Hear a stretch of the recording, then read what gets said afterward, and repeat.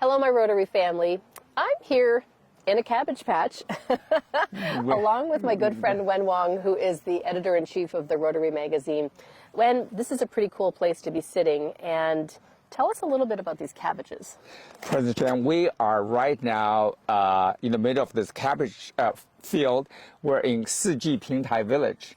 It's famous for the cabbages, and then their cabbages are sold all over Taiwan. If you go to any markets, you see them, and we tried some last night. We picked these last night, and then they had a hot pot where we actually put the cabbage in, and we cooked it and ate it. It was delicious. It was, and they look beautiful too. And for the past 3 or 4 decades, indigenous groups, they've been growing these beautiful cabbages, and it's the staple, the livelihood. It's something to support themselves. And they're very happy. They learn from the Han people, and then they really make it a very, very big business here.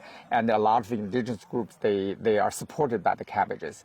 But during the past 3 or 4 years or so, because of the climate change. Yeah. And as you can see, we passed by, when we walk by, we saw the spraying of the pesticides. Yeah. And it's really polluting the water sources.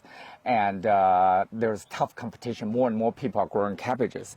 So the livelihood of the local indigenous group, they are being negatively impacted. So they're looking for an alternative. Well, and that's why we're here, because there's an incredible global grant that's taking place where they're going to transition this property into chestnut trees. And underneath the chestnut trees, within a couple of years, very valuable truffles are going to be growing. And I think from the global grant information we have, it's going to increase their yield by about 15%. Right. That's huge. Right. It's the great things about the chestnuts is on the ground they have chestnuts, they can harvest it, and also underneath the truffles. So for them, it's a great improvement because it won't be as labor intensive. They won't use too much pesticides too, right? And also the most important thing is when they develop these farms, they can attract tourists, they can develop the service industry.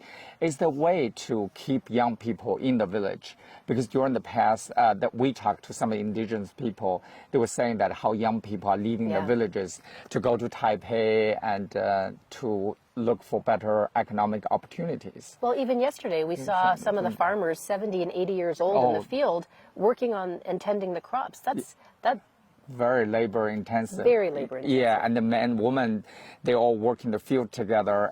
I think it's the project's going to have great potential, and they are very excited about that. You can see from the past 2 days, the families, they came and they meet with you, and they're very excited about the help that Rotary helps, because we'll not only help them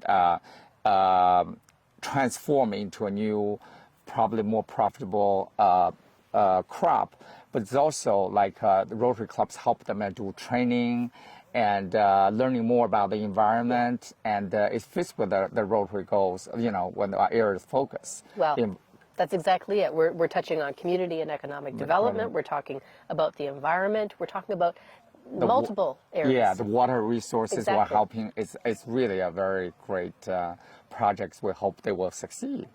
Well, this is something that I'm immensely proud that we've had a chance to come and be able to support and see. And this is something that we're going to be focusing on over the next couple of years as we start to see these crops transition.